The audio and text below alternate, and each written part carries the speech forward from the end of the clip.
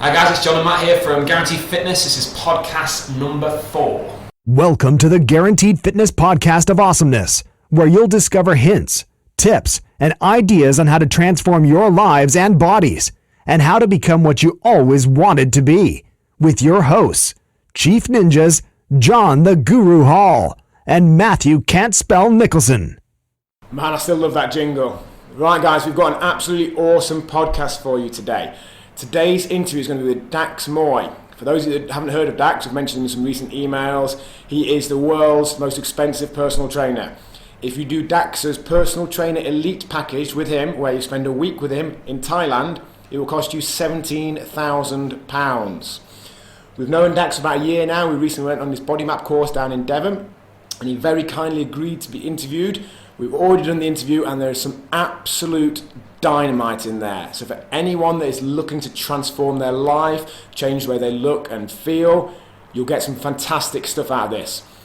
If you wanted to see Dax for the amount of time we had him on the podcast, it would normally cost you, if you were to do one-offs, £200. So you're getting £200 worth of advice and fantastic content from someone that charges the highest price in personal training in the whole world. Before we get to the interview with Dax though, guys, we've got this week's Thing of the Week. Now, Matt had a bit of a comeback recently on his Thing of the Week jingle, and he's looking confident.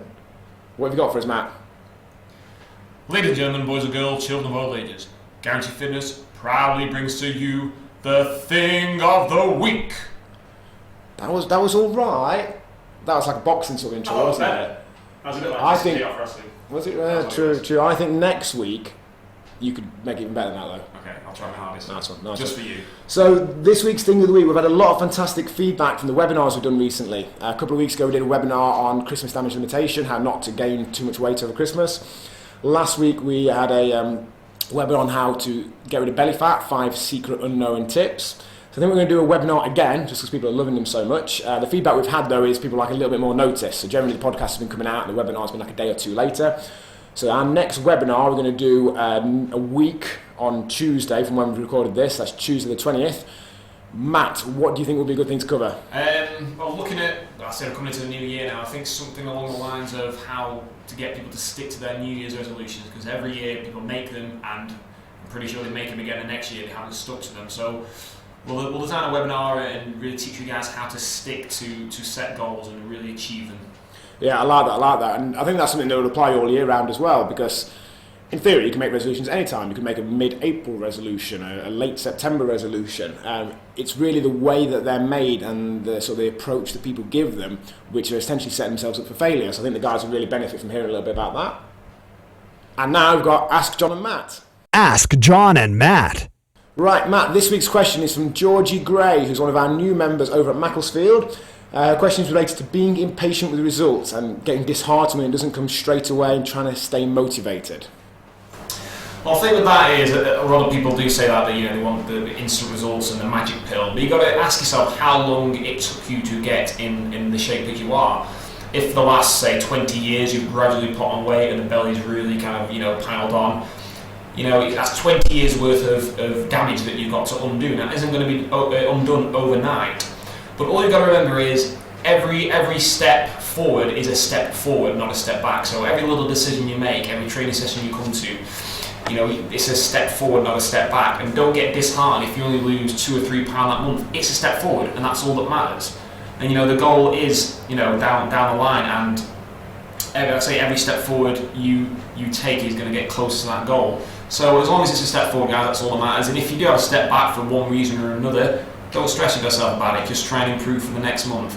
But it takes time, the results will come, and you're on a journey, and it all starts with the first step. So don't get disheartened by it. If it's a lot of years to undo, then it might take a few months, but you will get there eventually. That's the thing. There's nothing holding you back from actually reaching your goal.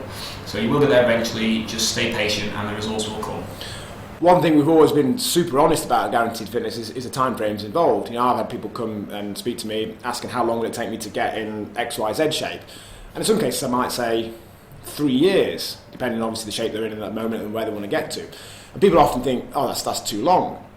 But the point we always make there is, short of dying, which hopefully you won't do, you're going to get to a year or 3 or 5 years' time. And you can either have done the things that you need to do and have got there and have the new body, physique, health, fitness, whatever it is that you're looking for, or not, and be in the same situation. You won't actually save time. Look at it this way as well, if you'd started it 3 years ago, just think where you would have been now. So it will take a certain amount of time, but stick with it and you'll get there. Right guys, now it's time for the interview with Dax. Okay guys, so this interview is with Dax Moy. As most of you will know from reading the emails, we went on Dax's body map course down in Devon this last weekend. And for those of you that have seen us demonstrate what we learnt at that course, there's been a lot of minds blown this week. We've had people who have managed to free up range of motion, reduce pain, increase strength, either by looking at their breathing or little eye drills, really super simple things like that. So I thought the obvious first place to start would be with that course. Now, we've obviously been explaining it the best we can to everyone, but to hear it directly from the horse's mouth, so to speak, would be awesome. So Dax, could you just give us a little overview of the body map course, where you've got all the stuff that you delivered to us from and what have you? Yeah, I mean, I actually haven't got a clue. I made all of that stuff up, and it was just all off the top of my head. And no, not really. Just look, it's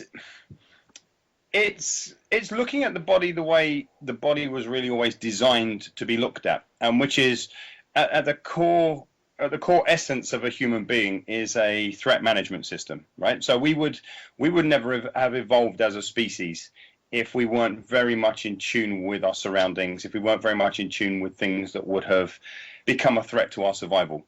So the threat mechanisms of human physiology are extremely highly attuned. In fact, they're perfect. Like I said, we wouldn't exist without them. The trouble is that in modern life, we've started to, in many respects, either overreact to our threats or make more things around us threats. So as we went from being kind of much more animalistic into being a much more like emotional kind of species, kind of a species that are led and driven by our emotions and by goals and by kind of wants and desires. A lot of things that were never really intended to be a threat to our physiology are now threats, like being late for an appointment is a threat. Kind of being caught in traffic is a threat. Kind of having an argument with your partner, that's a threat, right? So, and yet kind of none of them are true threats to our survival, but our brain, our nervous system doesn't really recognize any distinction between that and a saber-toothed tiger come running out the bushes at you. As weird as that sounds, as stupid as that sounds, but that's the truth. At a base level, your nervous system just says, okay, I see a threat, here's how I need to react to that. And that's the key word, it's react. So a lot of people give themselves a really hard time about being weak-willed or not being able to stick to things, or not, kind of other people give them a hard time and judgments and in terms of saying that kind of they don't want it bad enough, or they're just not clear enough, or kind of if only you'd get off your fat lazy arse, whatever it is. And all of this kind of stuff is assuming that we have full control over what our kind of brains are thinking and the actions that we can take. And the reality is that once we have a lot of control, once we move into threat, the way the threat part of the brain is designed is that it moves you away from response. It removes you away from cognitive thinking in terms of decision making and figuring things out and what's the best choice for me today around this meal. It moves you away from that, and it moves you into reactive thinking. And so reactive thinking is it takes a lot of the decision making out of your hands, because again, from a survival perspective, we don't want you to kind of think about the pretty patterns on the fur of the saber-toothed tiger while it's attacking you. We want you to turn around and run or pick up an object and fight it, right? Yeah. Which is a reaction as opposed to a response. And so what the mind map, the body map, the biomap processes kind of do is they teach coaches who then go on to teach other people how to understand and interpret threat signals that are entering the body and what to do about those threat signals. So the course you came on was all about the physical side of threat. It was how threat manifests itself in the body to reduce ranges of motion, or to kind of reduce strength, or to slow you down. And all of these seem kind of in opposition to the idea of survival, but in fact, they're just different means to kind of remind you that something is present in your environment that you need to take action on. And pain is also a big part of that, obviously. Through the mind map processes, we go a lot deeper into the partly the psychology, partly the kind of the understanding of relabeling things in your environment so that they don't become a threat. So that's, a lot of people would call that life coaching. It goes way beyond life coaching, because life coaching doesn't deal with threat in itself. What life coaching does is kind of very often has a lot of very pleasant conversations around various topics. This takes it a little bit further. And then the biomap looks at how threat finds its way into your body through the foods that we eat, through the different things that we take internally, and also how, if we are under threat, how those things can be interrupted in their digestion. So it's very possible for you to be eating a very clean diet, still retaining body fat, still being in pain, still you're cutting your calories and you're exercising and doing everything else, and yet your body still isn't shifting the fat. Well, that can easily be explained within the context of threat. So that's the 3 MAPS process that I teach. As you have already alluded to, it's extremely simple approach. The story is probably one of the simplest stories out there in an age where we've got lots of very complex stories around why we can't lose our fat, and deeper hormonal things and everything else that a lot of people get really confused on. Should I fast? Should I not fast? Should I kind of go on high carb, low carb, all these different things? The MAP concepts and the concept of threat really answers that, and it explains to you exactly what you need to do. Yeah, that's awesome. That's a great explanation, Dax. And one thing I really enjoyed about the course, I don't know about you, Matt, was firstly, that it is super simple and really easy to use with your clients, but also that great understanding of the science and the rationale behind it. Because for long-term readers of the blog, they'll know that Dax did one of the mind map assessments and processes on me when we were on a course in Newcastle about 5 weeks ago now. And it immediately freed up my back, increased the range of motion, reduced the pain. And quite a lot of members who'd seen the video and heard the description of it asked me about it, and there were suggestions that it might be the sort of placebo effect and things like that. But my response to that was, I've had countless treatments on my back. I recently had an MRI scan at the hospital. I've had various doctors and specialists poke and prod at it, actually physically touch my back and do things to it. And I wanted them to work as well. So if it was a placebo effect, they should have been equally effective, if not more. And yet Dax, without even touching me, actually managed to reduce the pain and increase the range of motion in my back. So straight away I knew this worked, whatever it was. I'm really getting to understand that science and the process, the thought process behind the threat and everything really made it crystal clear and made me understand it. How did you find the course, Matt? Yeah, I think it was the first the demonstration that they did was on my back when they did my hamstring flexibility, when he basically tickled my back to start off with. I'm sure you remember that, Dax, and put your head on my shoulder and I had a little cuddle at one bit. But then, I mean, I'm pretty good with backs. I mean, I've studied backs for a long time, and as most of you know, I've got a lot of issues with my lower spine and dehydrated discs, etc. So I was probably the most skeptical person in the room, and within minutes, my range had increased by about 6 to 8 inches, which was fantastic, considering I knew that what I was doing at that time, as in sitting down driving, was very bad for me, and it would take me probably 15 minutes to half an hour to get that range with the stuff I was doing before, and within literally probably 30 seconds I had that, with Dax's course. And I think about the main thing is it's simple, and the science behind it is simple when you break it down, and that's what really kind of opened my eyes to it all, which is amazing. I particularly find it... It's interesting you brought up the placebo effect and how a lot of people knock it. Look, all the placebo effect is, like, when you look at the science of placebo, because a lot of people talk about placebo effect almost as if like, yes, you got a result, but that was just a placebo effect, right?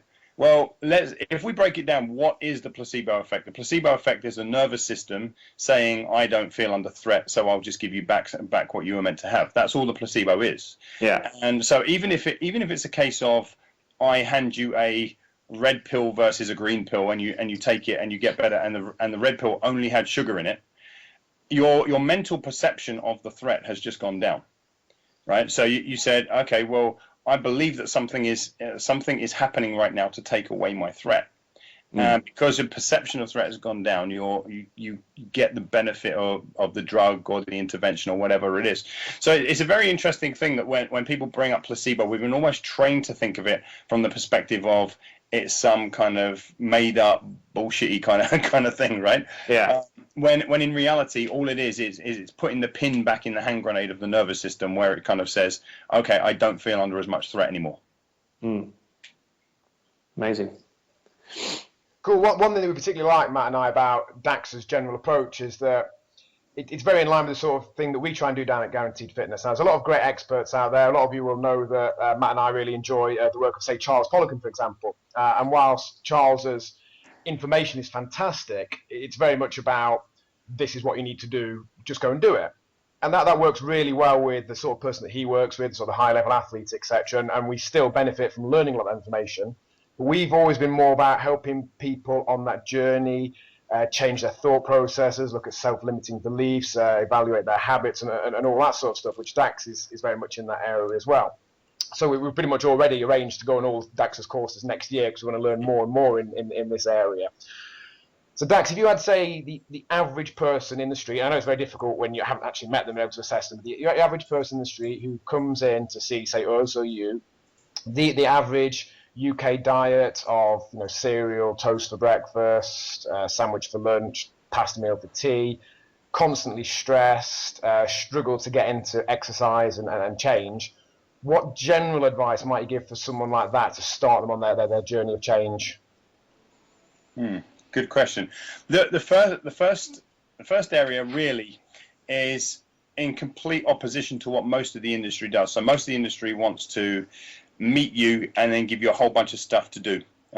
So bear in mind that we're meeting already stressed, overwhelmed, time-poor people, and our best answer at the moment is to find things that create more stuff for them to do in their life, more balls to juggle, more time to find.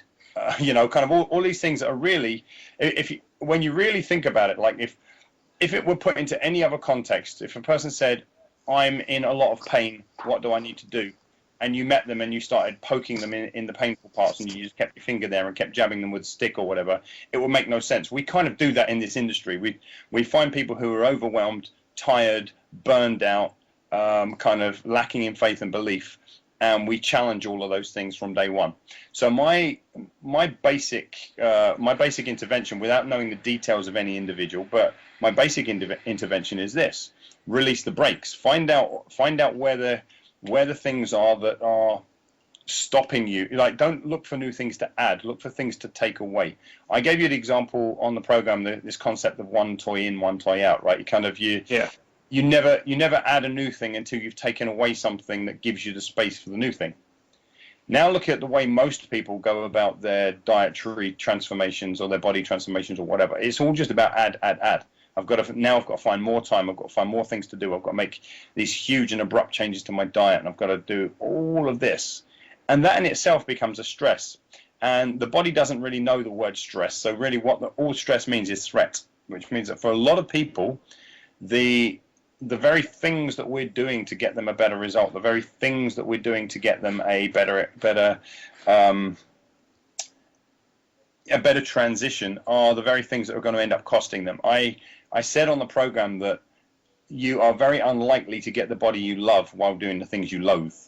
Most people are being asked to do a whole bunch of stuff they hate doing, like cutting their calories way back or making seriously abrupt changes to their diets or seriously abrupt changes to their activity levels, which they hate. They can't wait. At the end of 30 days, they can't wait to going back to doing what they were doing before. So another aspect of meeting with a new person, this is without specific details, but this is just saying, tell me what you hate about activity. Tell me what you hate about dietary change. Tell me what you hate about kind of things that intrude upon your current life. And being with the person at that level, if they absolutely hate the fact that exercise sessions are all 1 hour and they're all beasting people around the park and all the rest of it, then I want to look at kind of, okay, well, what would be a time length that would be enjoyable to you? At what point do you get bored or annoyed or frustrated in your exercise sessions? Yeah. What kind of exercise do you absolutely hate engaging in? Well, let's make sure that that's not in your program. Okay, so all of these things are things that are kind of obvious once we say them. If you hate it, you're not going to keep doing it in the long term. And if you don't keep doing it in the long term, you won't keep your results. That's obvious when it's laid out like that. And yet you look at the average approach of both the average trainer and the person who's, most people in January are going to hit the gyms, and they're going to force themselves to do a whole bunch of exercise systems that they absolutely hate, with the promise that by the end of January they're going to be looking better, feeling better, performing better. And come the end of January, even if they've made it, they can't wait to go back to how they were eating before, moving before, and everything else, because they hate the process. So it's the idea about meeting people where they are, meeting people with the idea of putting the pin back in the hand grenade. What is it that's setting you off? What is it that's making your experience really, really horrible? And let's take away those experiential aspects first. I think that in a nutshell would be it. Yeah, I definitely agree 100% there. And one thing that you said there particularly I liked was the concept of releasing the brakes. And as he said, it's very rare that we find when they come to us that it's a lack of effort that's the problem. A lot of personal trainers do think it is. If I remember being up at Newcastle, Dax, when we went for a break at lunch, I mentioned this on the blog a few weeks ago, that one of the trainers I was talking to mentioned that in his induction session for his group training session, he liked to make them do half an hour of vigorous exercise to make them realise how unfit they were, and then look to their diet to make them realise how rubbish it was. And that is unfortunately the approach of a lot of people in the fitness industry, and a lot of people think that people who are overweight or come to us needing help are being lazy and not putting the effort in, but very rarely is that the case. Nearly always they're putting the effort in, but it's maybe misapplication of effort, and it's that feeling of overwhelm and stress. So releasing the brakes, rather than putting more foot on the accelerator, releasing the brakes that are holding you back is definitely a massive one, and one thing that we try and do down at Guaranteed Fitness.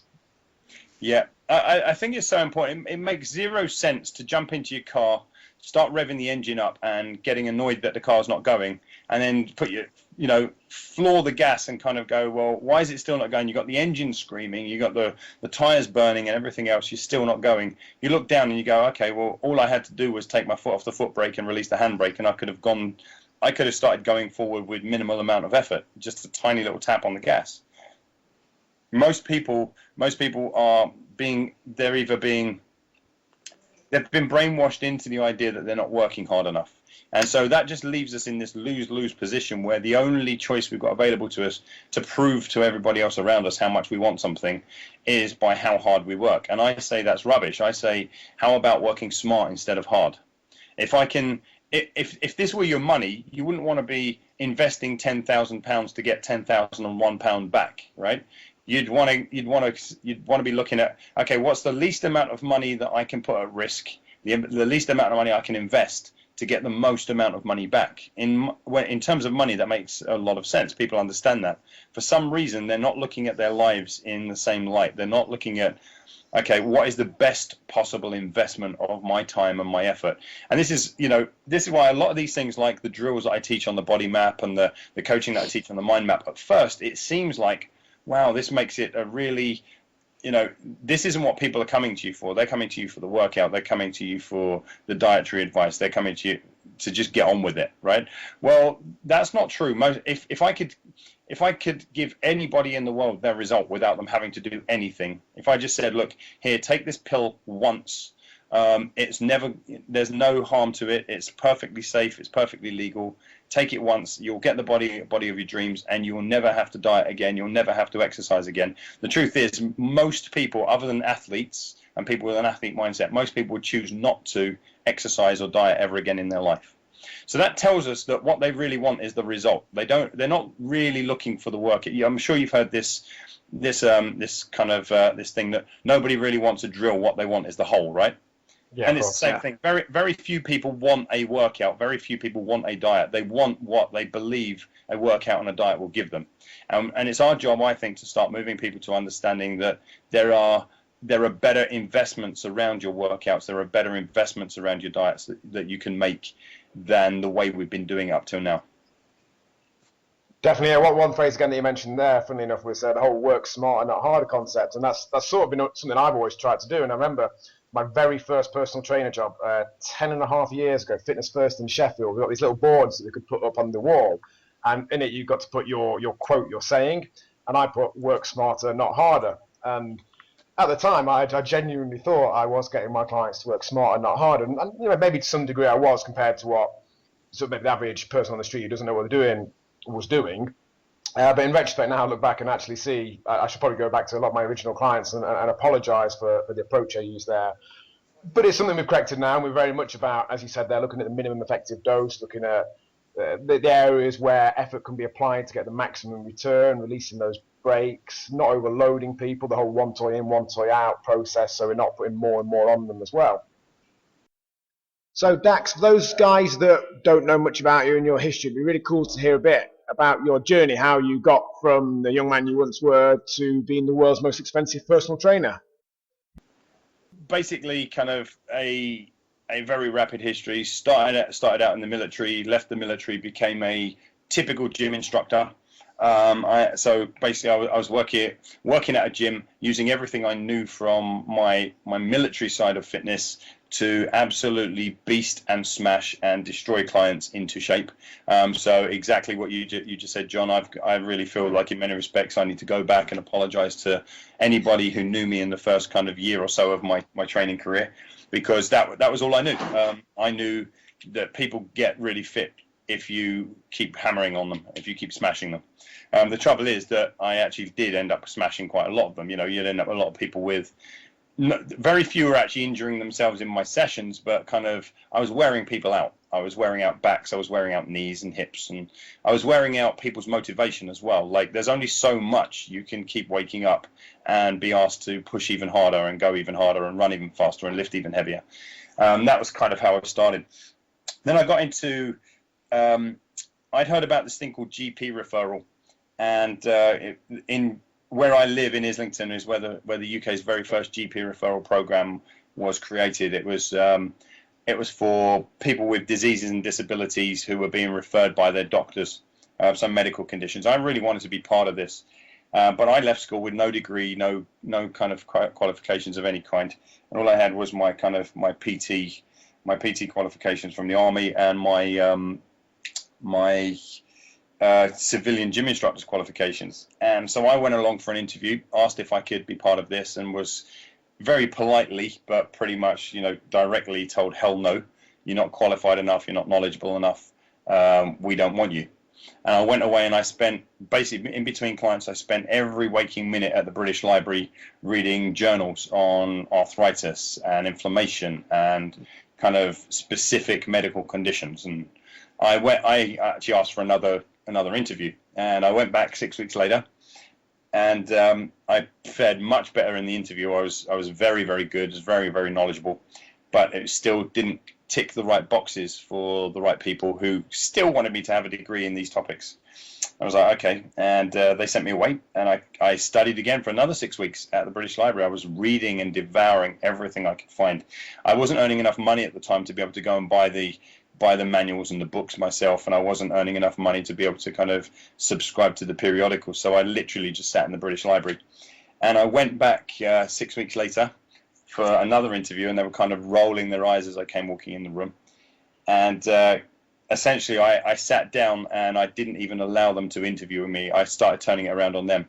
Okay, so what would you guys do if you had a person with kind of end-stage multiple sclerosis that was doing this?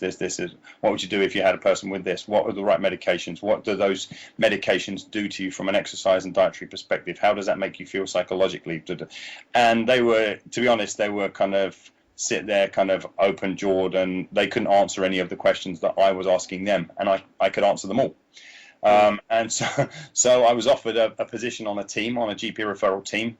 Within 6 weeks, I was a senior consultant of my own centre. Within 6 months, I was a senior consultant on the programme. And then I went on at kind of a later stages to work with the Department of Health and kind of advise very high level kind of doctors and professors and consultancy teams about how to instill GP referral. I was getting amazing results. I was helping people accomplish things that medicine said were impossible. And bear in mind that at that moment in time, I knew about a tenth of what I know now, and I think that's probably being generous. So I didn't know all the 3-MAP stuff. I didn't know everything I currently know about threat and about human physiology within the threat systems and all that kind of stuff. I just knew that the approach that was being taken by medicine and by the industry was leaving a lot of people out in the cold, that it wasn't really addressing the human being aspect of them. It was meeting people, prescribing stuff based upon, like when I first joined the program, we already had program cards that were written out for different kinds of medical conditions. Okay, here comes Mary, she's got MS, put her through that program. And I completely overhauled that and made every single person who came into the building an individual. I returned their humanity to them essentially, and learned from them what was going on in their lives. And off the back of that was helping people that had been in wheelchairs for years to get up and walk, people who were kind of left spastic from the medical condition of spasticity, people that were left spastic from strokes and things like this, helping them to use their limbs again. I worked with a MS support group. I did a ton of stuff that was just amazing, and it always left both the industry, but certainly the medical profession, kind of scratching their heads and their jaws dropping that I was kind of breaking all these rules but getting all the results. And eventually I ended up kind of going on to set up my own company, my own personal training company, which is now it started out as Dax My Personal Training. It's now Dax Fit. And it's a coaching centric company that is built around the concept of threat. We're here in central London. My client, I operate kind of programs all around the world as well. My clients have ranged from royalty to pop stars to polar explorers to A-list celebs, you name it. And I also run an education company in which I kind of travel the world with, that was one of the courses that you came on last weekend. So, I do a fair bit, but it's all within the same realms. It's all completely the same stuff. It's just whether I'm aiming it at the end user or whether I'm aiming it at the coach who's going to take it to the end user. Cool, that's an awesome story there. And hopefully you guys got from Dax's story, that Dax is clearly one of the very top people in the entire industry. And that's really why Matt and I have chosen him as one of the people we've gone to learn from, because sort of what's the point learning from anyone else? If you want to win a race, you take advice off the fastest person there. You want to get better at coaching and training and helping people change their lives, and you go to the top man in the industry. A couple of the great points there, Dax. You mentioned about motivation early in that thing there. And that's one thing that we find people when they first come to us, when they first want to start working with us, they fill an application form in, and nearly everyone in the application form talks about looking to get motivated, and they're hoping that we will help motivate them. And I always use the expression when I reply to these applications that motivation is a finite resource. It gets you so far, maybe gets you started on a journey, but we're a lot more, as you are, Dax, about helping people look at their habits, their thought processes, and really change the way they live so that what they need to do just becomes their new life, as opposed to something they're constantly having to work at and stay motivated. Yeah. And another brilliant point there, you mentioned about all that studying that you did there. And in the little time that we've known you, we've seen how what you deliver and all that has evolved. And funnily enough, one of the 3 principles of Guaranteed Fitness, when Matt and I set the company up, we actually hadn't known each other that long, but we knew we were on the same page with what we believed. And a few months later, we sort of sat down and clarified what are the principles of Guaranteed Fitness. And we came up with number 1, make a difference. We want whatever we do to be making a difference to the lives of the people we work with. Number 2, have fun. We need to enjoy what we're doing. But number 3 was improve every day. And we're on a constant mission to improve what we offer. So we're not happy just sticking with what we knew a week ago, 6 months, 10 years or so ago. We're constantly looking to do new courses like Dax does. And, I've mentioned about the trainer I was 10 years ago. Probably in the 10 years' time, I'll probably be thinking back to now and thinking, I probably should apologise to the guys I used to work with then, because I'll hopefully know 10 times more at that point.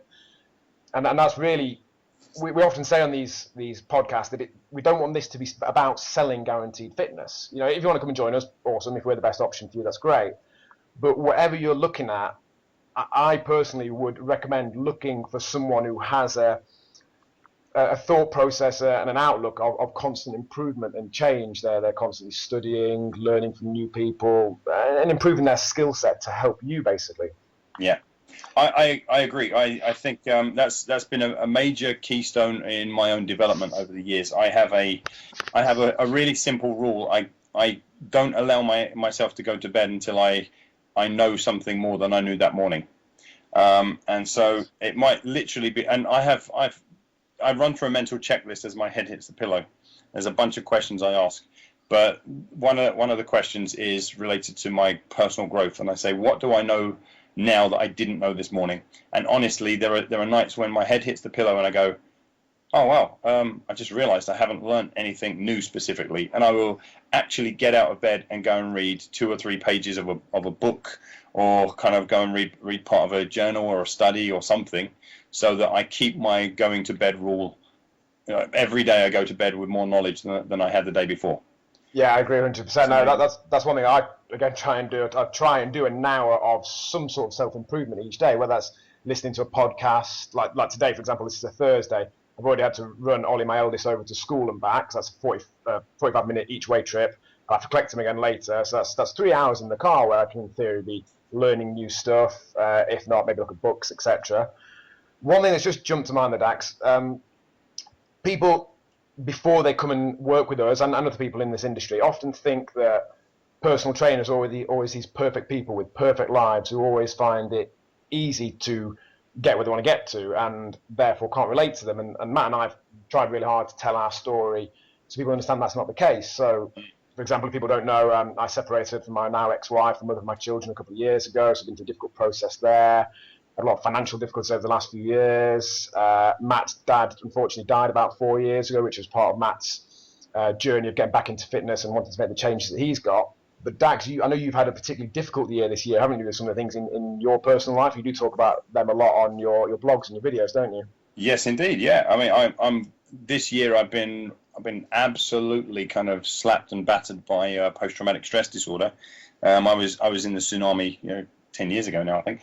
In the tsunami, I was involved in kind of rendering first aid to a lot of people, carrying bodies around, all that kind of stuff.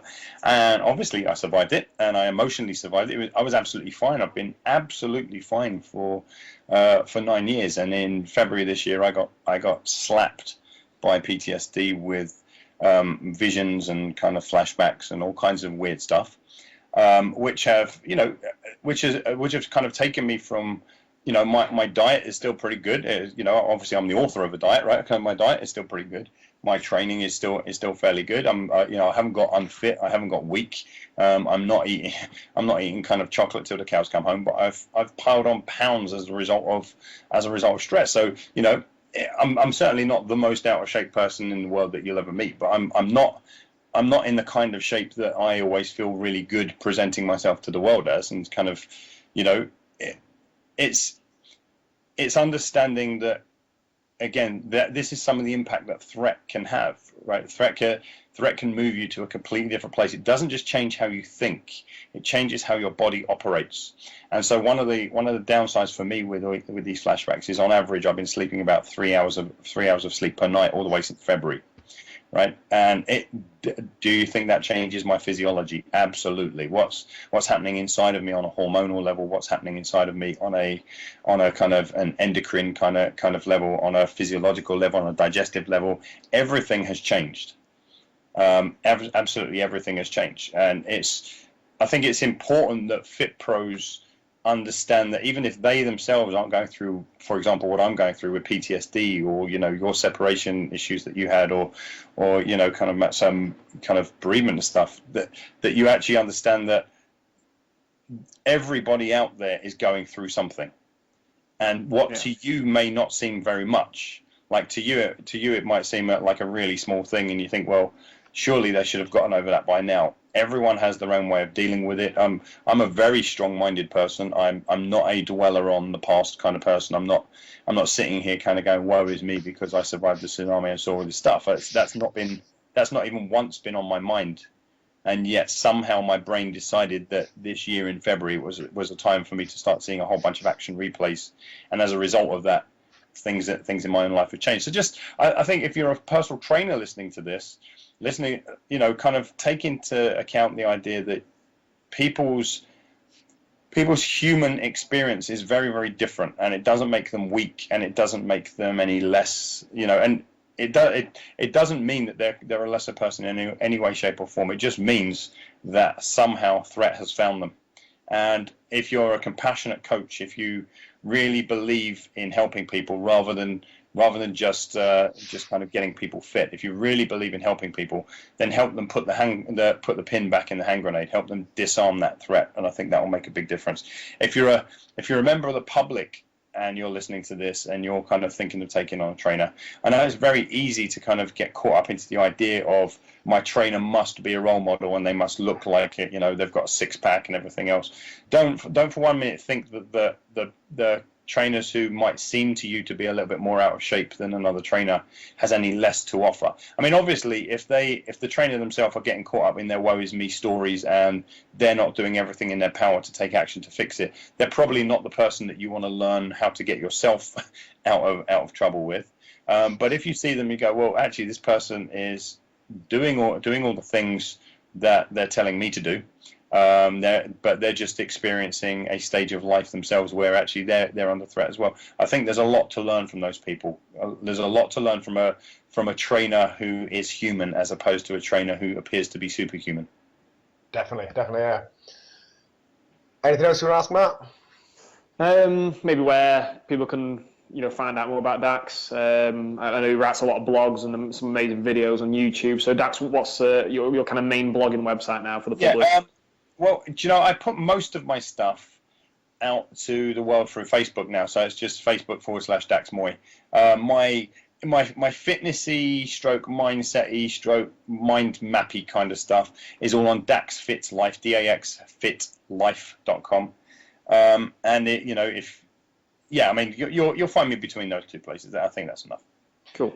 And then if we have anyone listening to this down London way, I've actually had one of my old school friends message me a couple of months ago asking for the details of the top trainer down in London, and immediately gave him Dax's details. I don't know if they ever turned up, but if you're in London, Dax really is the man to go to from our point of view, and he's got his coaches that he works with in the club as well, so you don't necessarily need to be, he obviously does charge more than a lot of trainers. Whatever budget you're looking at, there will be someone within Dax's organisation that could probably help you on your journey, so definitely check them out and have a look about how they can help change your lives. So I think we've probably covered most things there that we're going to Dax. That's by far the longest interview we've done so far. So hopefully the guys at home there have got some awesome content, some great ideas and a bit of direction to help them start on their process of change. So Dax, thanks for your time. We really appreciate it. No worries, guys. And thank you very much for taking the time to come and both hear my mad ramblings on the program and give me the opportunity to have even more mad ramblings to your audience. So thanks very much. Cheers, Dax. We appreciate it. Take care, guys. Thank you. Bye. Okay, guys, wow, an absolutely dynamite podcast for you there. Hopefully a lot of light bulbs going off above your heads, thing that Dax and we mentioned there that will help you in your journey that you're on at the moment. Just to recap, so today we've had this week's Thing of the Week was the webinar. It's going to be on Tuesday the 20th, and it's about how to finally make and stick to your New Year's resolutions.